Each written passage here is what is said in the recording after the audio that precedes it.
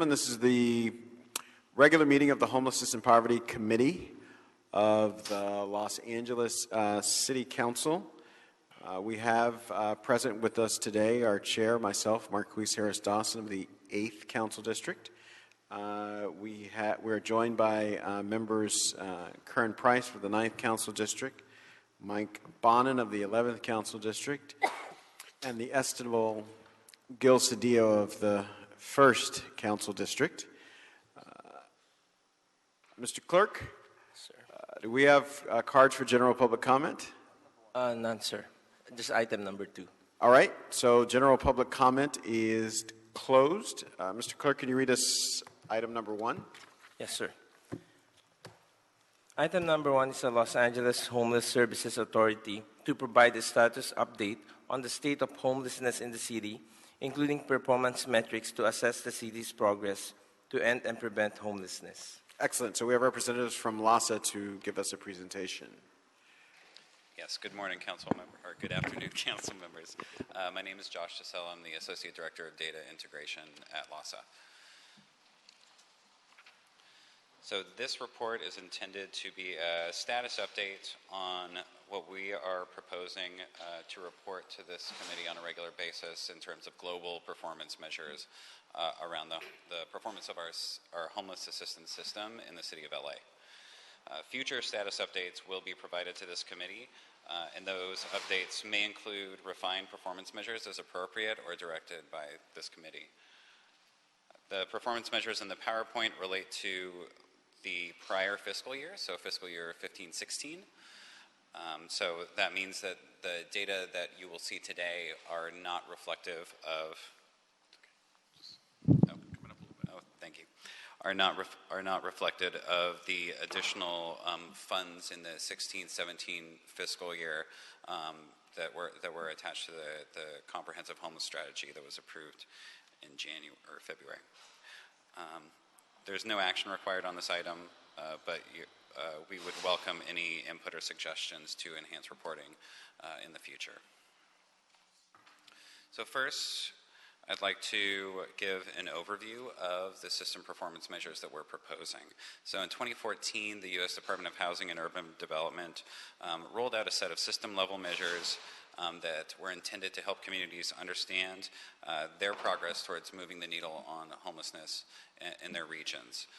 The metrics, they're more detailed than what's presented here, but in the interest of making them a little bit more digestible, are really how many people are homeless in your community, how many people are becoming homeless in your community in a given period of time, how long are people remaining homeless in your community, how are programs helping people to increase their income, people who are homeless, how many people are exiting homelessness, and how frequently do people become homeless again after receiving assistance. So what we're proposing is that in this report, or this verbal report, that we'll baseline the performance of the system over the prior fiscal year. So we're looking at data from 15-16, and that we would bring quarterly updates to this committee that benchmark this fiscal year's performance against the prior year to measure how the increased investment by the City of LA and the County of LA are impacting homeless service delivery within the city. I also briefly want to review the data sources that were used for this report. So this report is actually all coming from the Homeless Management Information System, or HMIS. This is data that was collected again over fiscal year 15-16. It includes all homeless programs that in the city that participate in the HMIS. So that includes city and county funded programs that LASA administers. It includes coordinated entry system. It includes HUD funding that LASA does not administer. It includes VA funding, with the exception of the VASH program that is not included in the HMIS, but the supportive services for veteran families, the rapid rehousing program that the VA funds, is included in these data. In addition, other programs that elect to participate in the HMIS. So overall, about 55% of our shelter and transitional housing programs participate in the HMIS. All HUD-funded programs are required to participate, and some of the VA programs, as I mentioned, and we try to incentivize other homeless service providers that receive private funding, faith-based organizations to participate. To date, programs that are not funded to participate are reticent to participate. We're optimistic about increased participation as we move to a new HMIS platform over this year. That transition will happen over the winter and spring. We plan to go live on the new HMIS platform in the spring, and many of the providers that traditionally have not wanted to participate have been very interested in engaging and participating with the HMIS on that new platform.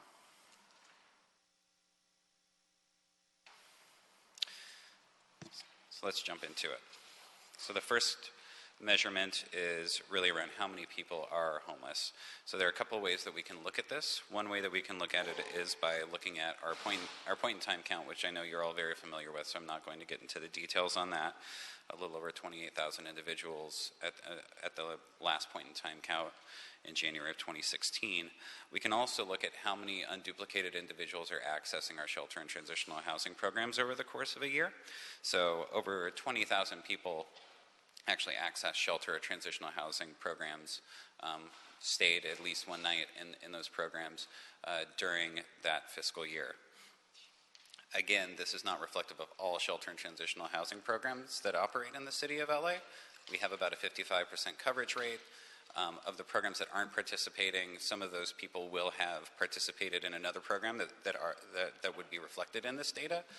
So typically, we would see about a 10 to 20% overlap rate. So over all of the shelter and transitional programs, probably somewhere near 35,000 individuals receiving some temporary housing assistance in the city of LA. The next slide, how many people are becoming homeless, looks at inflow into the homeless system. So if you look at the universe of shelter and transitional programs in the city of LA, over 21,000 individuals enrolled in a new program, participated in a program during the course of the year. Of that universe of 21,457 people, actually 72% had not touched any other program in our database in the prior 2 years. So what that says is that a number of people who are accessing shelter and transitional housing projects are really becoming homeless for the first time. Another universe of individuals who would be reflected in those data are individuals who are also very disconnected from the homeless services system and may not have accessed a program for 2 years, but had been homeless over that prior 2-year period.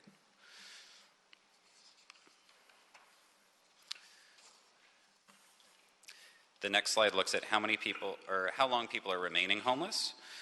So recently, the data standards that HUD updates on an annual basis actually sort of changed the way that we collect information around history of homelessness.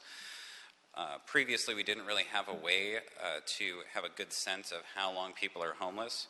So these data are not reflective of that change in the data standards.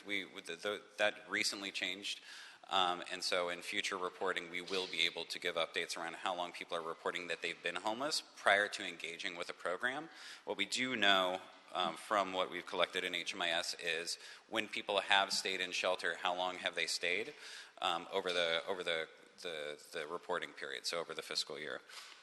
So some interesting insights that come out of this are, one, the average length of time someone participates in a shelter program is 61 days, but the median is 30 days, which really means that sort of that data set is heavier on the shorter stay side, which is something that we've noticed before. There are a number of people who engage in shelter for a very short period of time, if you look at shelter stays over the course of the year, and many times we don't see them again. So really shelter functioning as sort of a crisis stay for someone. Someone loses their housing, they need somewhere to stay tonight, they access shelter, they're able to resolve their homelessness on their own, and we don't see them again. However, there are individuals who are staying in shelter for the majority of the year. And there are individuals who maybe access shelter just for a couple days of the year, maybe during the winter months. If it's a wet night, they'll come inside, and that's the only time that we really see them in shelter throughout the course of the year. So there's a variety of reasons why the stay could be short, but the majority of shelter stays that we see are less than 30 days. On the transitional housing side, so that program model has a length of stay up to 2 years. And so the average that we see in that program is about 9 months, with the median being about 7 months. So again, a little bit heavier on the shorter length of stay, but there are individuals and families that stay in transitional housing programs for that full 2-year period. So those are some interesting insights that come from those data. The next slide looks at how homeless assistance programs are helping people who are experiencing homelessness to increase their income. So this just looks at increases in income. If somebody enters a homeless assistance program, they have income, and their income remains static through their stay in the program, they would not be reflected in the 21% that we're seeing here. This is really looking at increases in income. So that can mean gaining employment, so 4% of that 21% is reflective of increases in employment income or increases in other income. Usually that would be enrolling in general relief, so coming in with nothing and being connected to having a homeless services provider help you apply for GR, and then increasing your income that way, or moving from general relief to SSI. That would be another common way that we see individuals increasing other income while they're participating in a program.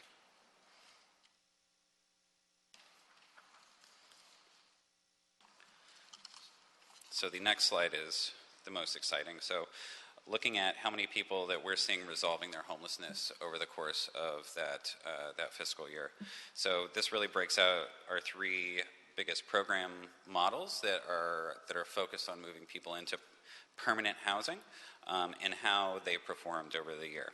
So in the HMIS, we're able to report that 7,284 unduplicated individuals were helped by programs that participate in that database move into housing. So the majority of those placements came through rapid rehousing, and that program itself had a 76% rate over that fiscal year. The 24% that would not be reflected in that success rate would be individuals that dropped out of the process during housing search and placement.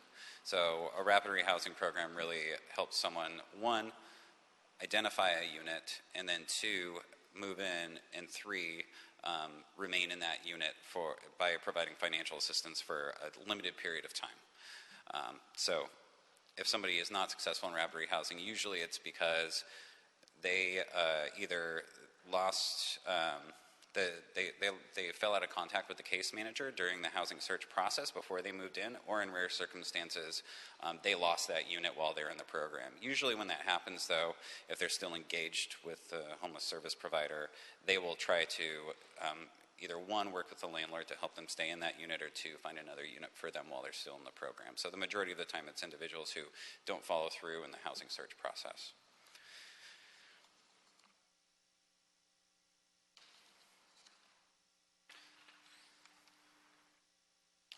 The next slide looks at how frequently we see individuals and families returning to homelessness after they've been successful. So really this metric is piled on top of those successful program outcomes.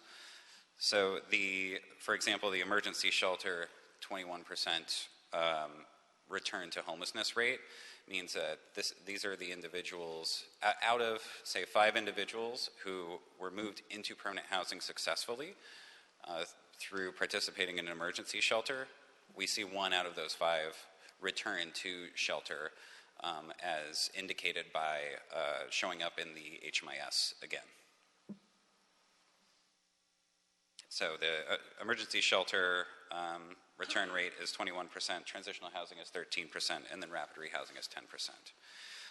Some ways that we expect to see these numbers shift over the next year with the implementation of the additional programming that was funded through the comprehensive homeless strategies are, one, in looking at the number of individuals that are engaging in the shelter system, we are funding, I believe, an additional, right now, 600 shelter beds, and we do have some additional shelter funding that we're putting out to bid right now.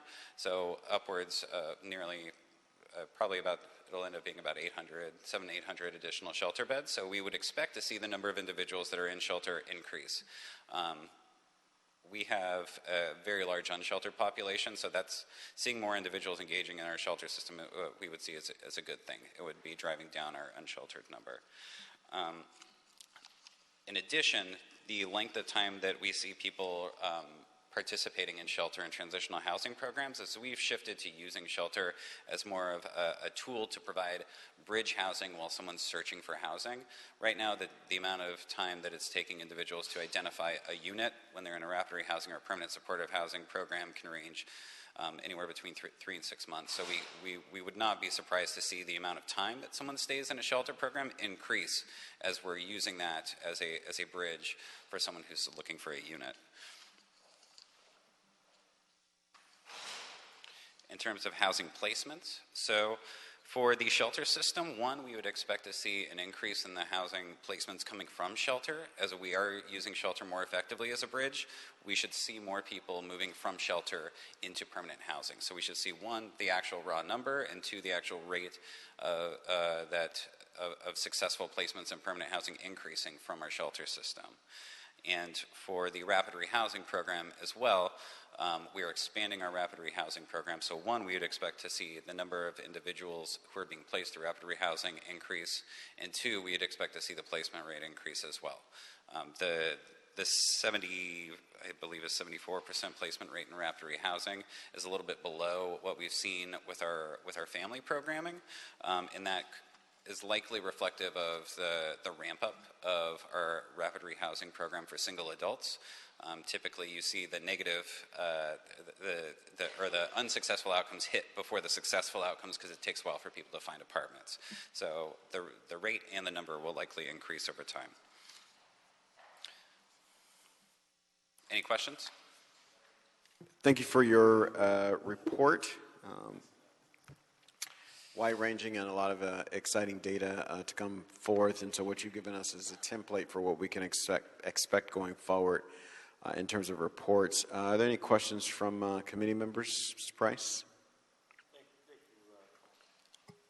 Thank you, Mr. Chair. Thank you for the report. A lot of information, and you may have answered this, but I have a couple of questions.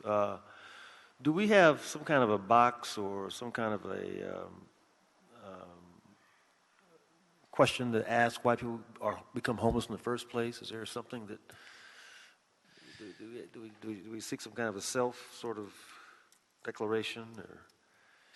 So we have attempted to implement an additional question at program entry or at the point of enrollment to ask that question. Typically, our service providers aren't fans of new required questions being added, so we'll do a soft, not required but optional when we're introducing a new question, unless it's really critical to the funding that comes in. It's not completed very frequently as a result. We do ask where people are coming from, so there's a prior living question. So where'd you stay last night?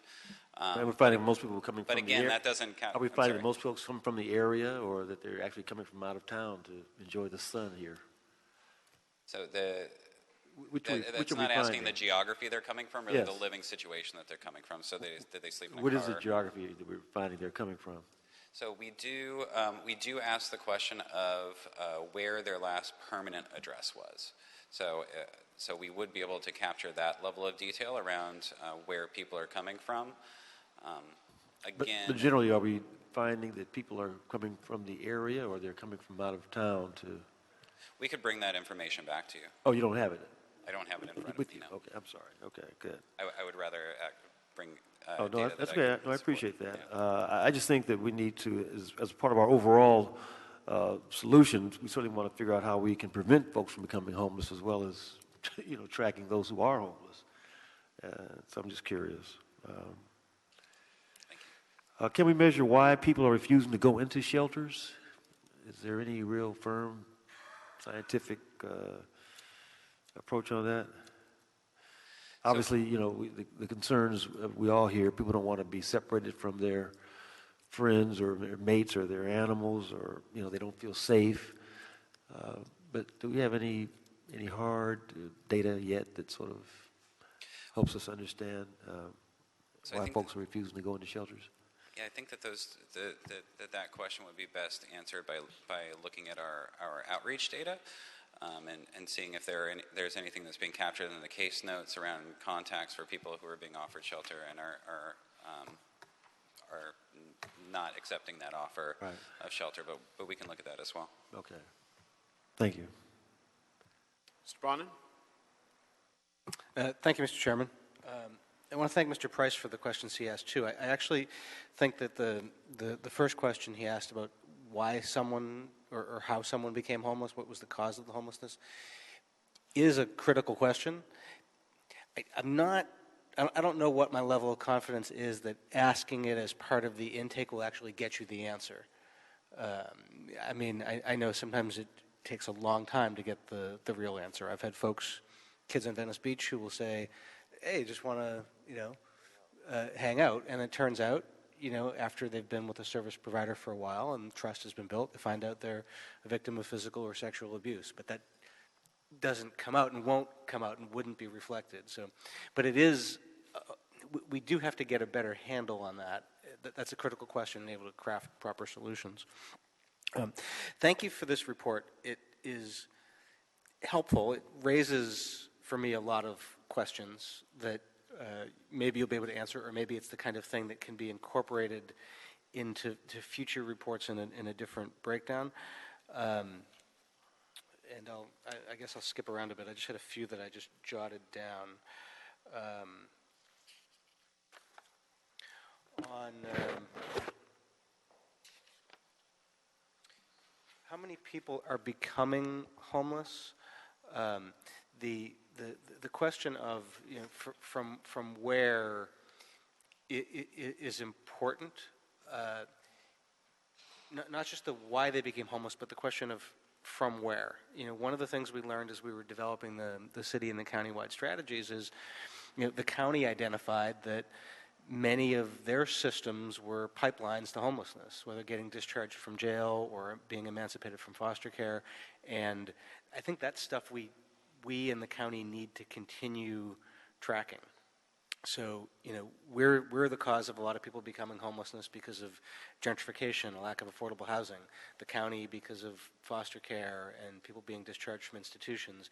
And I think we need to be able to measure over time if the county's improving, if we're improving, and I think we need a baseline to start from. On the stat that 72% have no prior program enrollments, at least within 2 years, do we have any way of knowing if that number reflects people who are newly homeless or just people who may have been homeless for a while and we just didn't happen to capture them before into the data system? So with the additional enhancements to the HMIS data standards, which include questions at enrollment around how long someone has been homeless, or at least how long this homeless episode has been going on, we will be able to provide that information in subsequent reports, because we're looking at the last fiscal year. We did not have that data point available then, but we will be able to going forward. Okay. Because it's listed as an answer to how many people are becoming homeless, and it's not necessarily an answer to that question. Absolutely. Okay. On the subject of how long do people remain homeless, you have in the big bubble here, this measures the number of nights people have accessed shelter. Future reports will include self-reported total lengths of time homeless. I don't have a lot of shelters on the west side. So I'm assuming my population doesn't get captured here. We've got an emergency winter shelter, but St. Joseph Center and SPY, which are two of the biggest service providers in Venice, those aren't shelters. So is their information or their clients not captured in this data? Their clients would not be captured in those data, no. They would not be, okay. That, to me, is an important thing that needs to be corrected. One, just because it's not capturing a large population, but two, there are different dynamics. I have larger numbers of people who have come from other areas, larger number of young people, and that's important to know.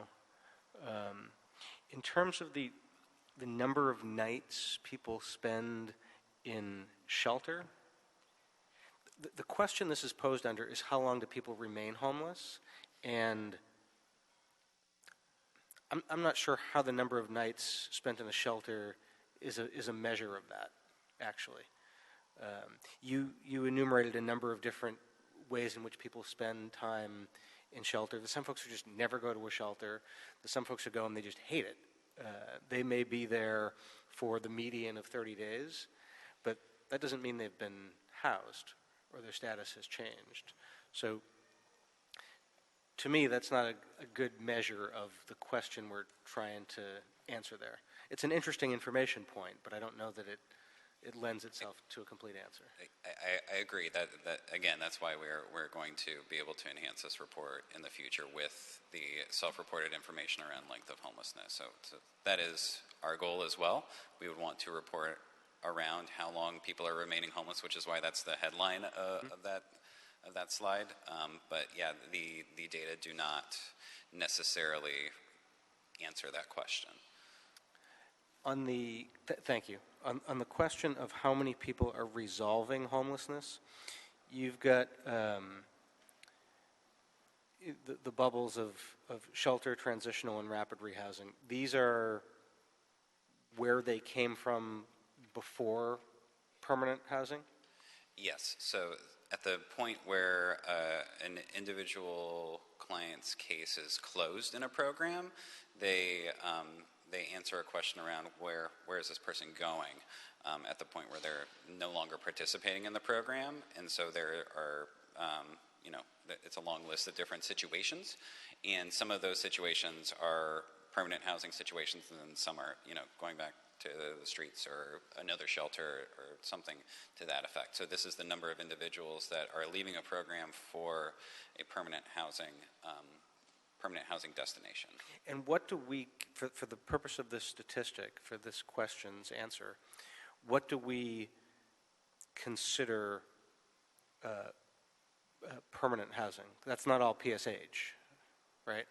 It's not all PSH. So in particular with rapid rehousing, the majority of the people who participate in a rapid rehousing program have a lease in their name. The rapid rehousing program provides rental assistance for a limited amount of months, somewhere in the ballpark of 6 to 12 months, and then that rental assistance tapers off and they take over the unit. So in that situation, someone leaves when they cease to receive rental assistance, their case would be closed in the program, and they have an apartment of their own that they are paying the rent on. So that's what I was wondering. So when we say that 4,700 folks have gone from rapid rehousing to permanent housing, is that really the case, or is that the rent subsidies ended for 4,700 people in rapid rehousing? Yes, so that is the program model. Yes, so it's the rent subsidy ending, in that case being closed, with that person still being stably housed. So that would be one situation. There are also cases with tenant-based permanent supportive housing, where an apartment may be available, the rapid rehousing program may help someone move into that unit and provide supportive services while that person's in the pipeline for a permanent supportive housing voucher, and then the voucher is swapped out. And then they receive ongoing permanent supportive housing assistance. That's another way that rapid rehousing can be used and paired with permanent supportive housing. At what point in time are these numbers captured? at the point of going from rapid rehousing or transitional housing or shelter to permanent? 3 months later, 6 months later, a year? I mean, what? Because it's not a measure of success if we're measuring a week later. So, as it's reported in this report, the rapid rehousing, the exit from a rapid rehousing program or discharge is a lagging indicator. That's correct. For shelter and transitional, that's someone moving from a facility-based temporary housing program into permanent housing. So that that individual's end of participation in that program coincides with them moving into a unit. However, with rapid rehousing, someone's usually been in a unit for months before they would be counted under this indicator. We have developed a rapid rehousing data dashboard that actually tracks move-ins in real time, and we have developed that around the City Rapid Rehousing for Adults and Veterans program that we began funding in January of this year. So we are able to report on move-ins in real time, and we're updating that tool on a monthly basis to capture those. Because the reason I ask is the info in real time I don't think is actually very telling. The info 6 or 12 months later is very telling. That tells whether it's been a successful placement. If it's just telling me that, in the past month, 800 people, their subsidies expired, and now they're expected to pay their rent this month, that doesn't tell me they've been successfully housed. A year from now, it tells me they have been, because they haven't lost the housing. They've been able to maintain it. So that's kind of what I'm getting at on that one. I understand what you're saying. That is the last slide, the returns to homelessness. That really it captures the individuals who would be counted in that successful category for a rapid rehousing program, who we see become homeless again. So who we see interact with any of our homeless assistance programs again. Yeah, well, I guess what I'm getting to is I don't think it's helpful to have this slide if the information isn't showing that they've been successfully housed for a period of time. Because otherwise you're going to show us a model that we'll make policy from that says this is a wonderfully successful model, but we don't know if it actually has been, unless we're sort of cross-tabulating data to find out, oh, well, actually, a lot of folks fell out of it later. I think it's important to know which ones are actually successful long-term, not just successful immediately. And I'm curious, do we account for family reunification or shared housing as a permanent housing outcome that we measure and tabulate? For the permanent housing category, a shared housing situation where the individual's a leaseholder would count as a permanent housing placement. Family reunification that is not time limited, not aunt saying you can crash on the couch for a couple weeks, but yeah, you can move back home. That is also a permanent placement. That's the breakdown of types of permanent placement would be data I'd be interested in seeing in future reports. I know there's organizations that do really, really rapid rehousing through shared housing in my district, and I don't know that we, as a system, the city or the county, put enough emphasis on that, and having some data would help us think through that. We can provide that. And the final question I had was on how frequently people become homeless again. I think it's useful and interesting that you presented emergency shelter, transitional housing, rapid rehousing. I also think to the extent that we can get the data, it would be very helpful for us to know breakdowns by gender or age or race or veteran status or disability, so we can be able to determine, are there demographics that we're doing better at, and then figure out why, and demographics we're not doing well at, and figure out why. Those data are available. Great. Thank you. Thank you, Mr. Chairman. Thank you so much, Mr. Bonin. Mr. Cedillo?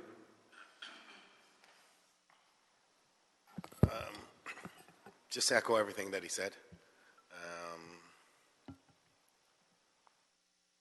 I think it's important to get the longer view because we have anecdotal experience in our district and some people that we were working with that were on the street but weren't interfacing with these entities, right?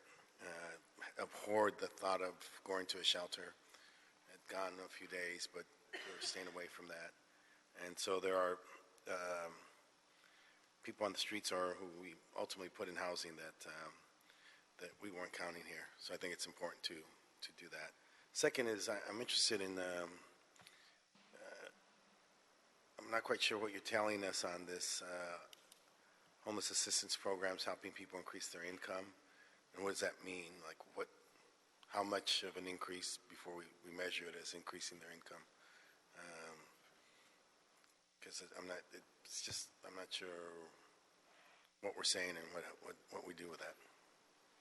So that is one of the HUD system performance measures. It's something that they're very interested in.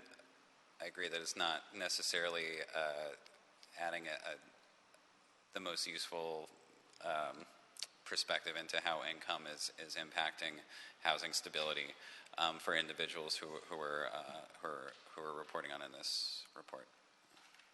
And then this breakdown, the last breakdown that Mr. Bondon talked about, be very important because I think it also helps us fashion the types of projects we want to develop in our district in terms of the types of housing, et cetera. Excellent. Thank you, Mr. Cedillo. I appreciate the questions and comments of all my colleagues. I just had a couple sort of outlier questions. The first one is because we're dealing with this at this moment and this week, how does this dashboard look at people living in their cars? So if someone is living in their car throughout the year and is not interacting with any of our homeless assistance programs, they would not be captured in these data other than in the reflected in the point-in-time count measurement. So other than in the homeless count, they wouldn't show up anywhere? They would, yes, that's correct. Go the back way. Yeah, because we're going to now start issuing tickets to people for living in their housing, for dwelling in their cars. I just sponsored a motion to do that. So that's a fresh source of data that you'll have going forward should that motion get signed by the mayor. I think that we would be very interested in seeing that information through whatever means we could use to collaborate with the city to be able to use that information to inform our outreach efforts. And then I think that's very, very important because we've got a substantial amount of people living in vehicles in the city, so to leave that population out leaves us with a big blind spot. And then this one is more anecdotal, but I hear this all the time. It's happened in my own neighborhood and different parts around the city in terms of termination of homeless cases. Many homeless cases, particularly where there are very active neighborhoods, many homeless cases terminate with people leaving Los Angeles. So my neighbors, for example, there's a person living on the street. They went and talked to them. Turned out that the person needed to get to Detroit. So neighbors raised money, got them a plane ticket to Detroit. They went to Detroit. It's done. As far as we know. We don't know what's happening in Detroit, I presume. But the point is, in terms of Los Angeles, as a case, that one's off the books. And I'm just wondering, is that something that there are systems that allow us to look at, especially since, as far as I know, the public sector isn't involved in helping people get to other places like that? So the rapid rehousing programs that we just funded through our most recent procurement contracts beginning October 1st, family reunification is an allowable expenditure. We're able to capture that information through the HMIS and actually capture the destination as well. A requirement for that is that there has been a warm handoff to the family members that will be taking that person in, so that we're ensuring that they have somewhere to go once they arrive in the city where that's their destination. So that is something that we are funding, that we're encouraging providers to do, and that we have seen some early successes in the first 9 months of that programming in the data. So I think that there was somewhere between 30 and 40 individuals when we last looked at the data who we were able to reconnect to family members in other cities outside of. So it would show up as family reunification for the most part. Yes. Excellent. Thank you. I think that concludes our questions. If there are no cards, Mr. Clerk will receive and file this matter without objection. Yes, sir. Excellent. Thank you. Thank you very much. Item number 2, sir. Yes, sir. Item number 2 is a motion by Council Members Wesson, Harris, Dawson, Weezer, and Bonin relative to the needed qualification and expertise for the 7-member Citizens Oversight Committee to ensure effective oversight of the general obligation bond. We have 2 speaker cards on this item, sir. Okay, let's take the speaker cards first before we hear from the CAO's office.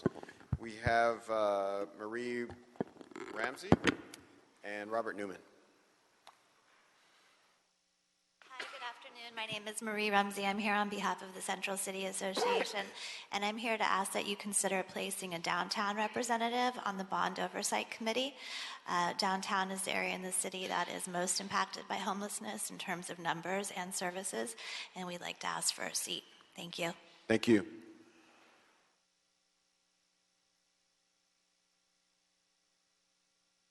Good afternoon, council members and committee members. My name is Robert Newman. I sit on the Downtown Los Angeles Neighbor Council, and I also do a homeless outreach pilot program with the AstroCorps bid. I've also been involved in the development and management of several permanent supportive housing projects, some of which are here in downtown, the New Pershing, New Genesis, and Star Apartments, to name a few. I think it's a great idea, if the bond measure passes, to have the Citizens Oversight Committee. I just think that it's very important to consider a few things. One, that downtown is well represented because we do deal with a lot of the homeless problem. And I also think it's important to get people not necessarily that are representing the developers who will be involved in the projects, the building the projects, but most importantly, people that know real estate, know the business community, residents, and people alike. So I think it should be a broad-based committee members. Okay, and thank you very much for your time. Thank you. All right, does that conclude our speaker cards? We have representatives from the CAO's office to speak on this matter.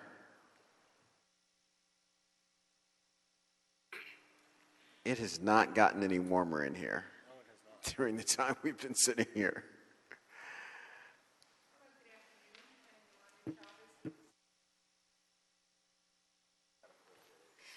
Good afternoon, Yolanda Chavez with the CAO's office. We have already started working with the CLA and HCID to develop the bond program, and so our hope is to be able to report back on this motion as well as part of the bond program that we would be proposing. And the goal is definitely to recommend expertise and qualifications that capture the diverse community in Los Angeles, and so we'll be sure to do that. If you have questions on any of the other sections of the motion, we're willing to answer any questions you may have, along with my colleague from the CLA.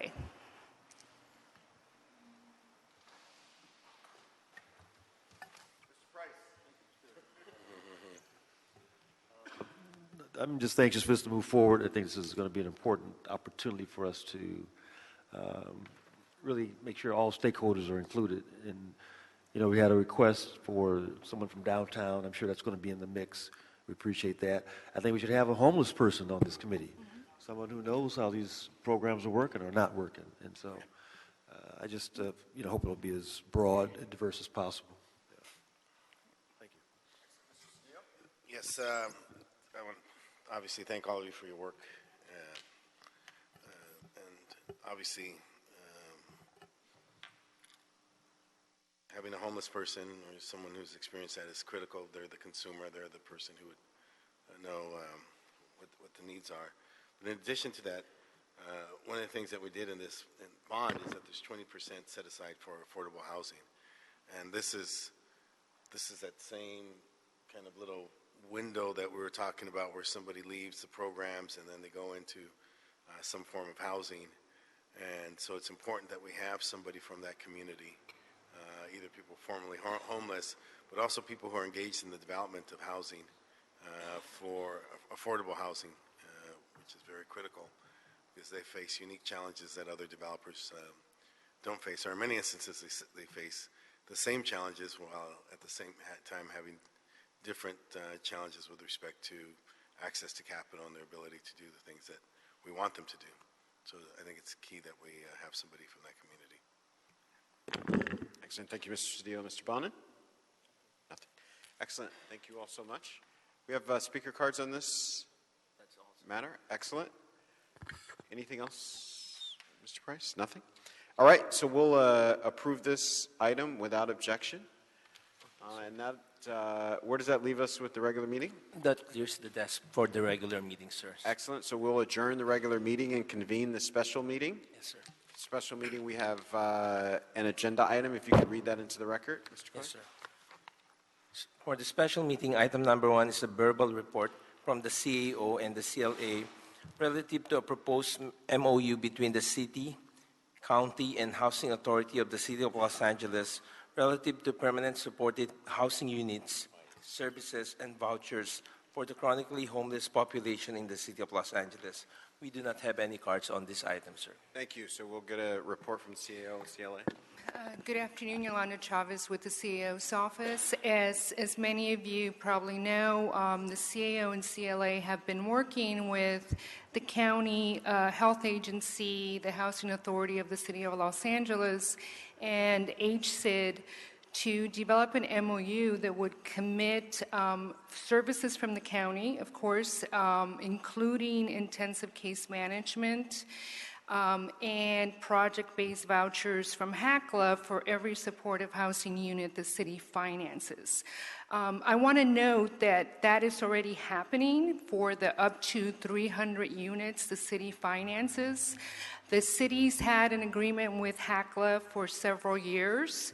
But the county has been doing this together with HCID and the county together with HCID and HACLA for some time. The goal of the MOU is to memorialize this commitment and to also be able to increase the commitment from both the county and HACLA so they commit to funding up to 1,000 units a year. So we've been working with them for a couple of months now, and based on our work with the county and HACLA, the county yesterday approved a motion that directed the county to work on a county-wide MOU, and so we will continue to work with them on this effort and come forward with a county-wide MOU based on our initial work. And I believe the CLA may have some additional comments on the work we've been doing. Ivania Salvara with the CLA's office. Just to add a little bit to Yolanda's comments, the county Board of Supervisors requested that the CEO come back in 45 days with a framework for the county-wide MOU. In our preliminary discussions, we have been discussing tenant selection, the term, amounts and responsibilities and roles of each of the participants in the MOU. So we are anxious to see what the framework will look like for the countywide and how the City of LA will fit within those parameters.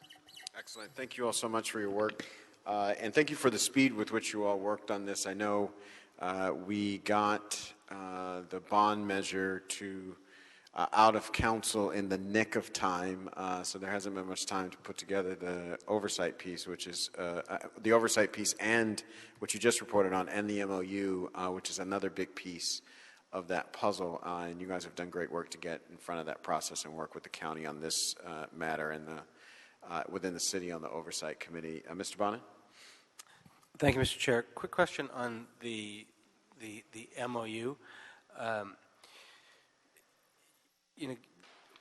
Once we have the funding source in place with Triple H, citing locations is not the easiest thing in the world to do. And one of the few things that makes it a little bit easier for communities to say yes is the concept that the homeless people that they see in their communities may wind up moving from the streets of their communities to the new housing. in their communities. Now, I know depending on different funding sources, if there's federal money and stuff, it makes it considerably harder to do that because you can't make a preference based on fair housing law about where somebody comes from.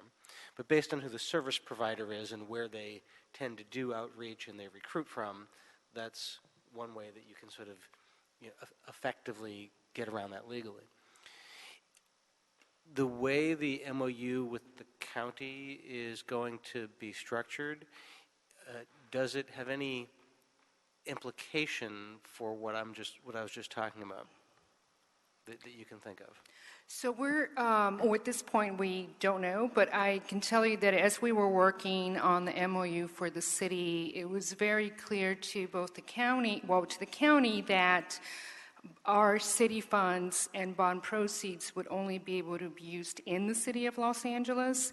And part of what we noted in the tenant selection was that priority would go to city residents, so homeless residents that have been identified through CES and the SPOS. And the county, the health agency was extremely supportive of that, and they understood that if the city is committing funds, that homeless residents who are identified within the city should have that priority. I can tell you that I think the opportunity with the framework for a county-wide MOU is the opportunity to ensure that other cities within the county are also doing their fair share in terms of housing. And would this also apply to the housing opportunity sites we're discussing now prior to approval of Triple H? You mean in terms of the services? The MOU, yeah. Yes. And as I said, I think we have great working relationship with the health agency, with Housing for Health, and they are already providing services to the units that we're funding now. It's really an issue of putting that commitment in writing and also expanding that commitment. So if homeless housing goes forward on one of the 8 to 12 sites that we have in play now, presumably the city, as part of the process that begins in November when the CAO's report comes out, will pick a potential developer. Who determines who the developer's service partner is? Is it the city? Is it the developer? Is it the county? So the developers, once we start negotiating an exclusive negotiating agreement with the developer on a site, they will be proposing the services and the service partner. The county will review that service partner and then be able to make that commitment to the services. And from what the Housing for Health office has told us, most of the major service providers already have a master contract with them. So it's very easy for them to commit to projects that the city is financing. So the county will fund regardless of who the service provider Right. is. They're not going to tell us who the provider needs to be for a particular project. Right. Okay. All right. Very good. Thank you. Thank you. Same question on the MOU. You have provisions for 20% that would be for affordable. Yes, but the MOU, and we should have been clear on that, we apologize, the services are just for the supportive units within the development. Got it. So then the other. Right. So for that. Since it's not necessary, it's freestanding. Exactly. Mr. Price? Excellent. All right. We will, any speaker cards on this matter? Excellent. Thank you. So we'll make an instruction that the CAO, CLA, and HCID work with the county to develop an MOU to facilitate coordination among city, county, and the Housing Authority of the City of Los Angeles to provide capital services and vouchers.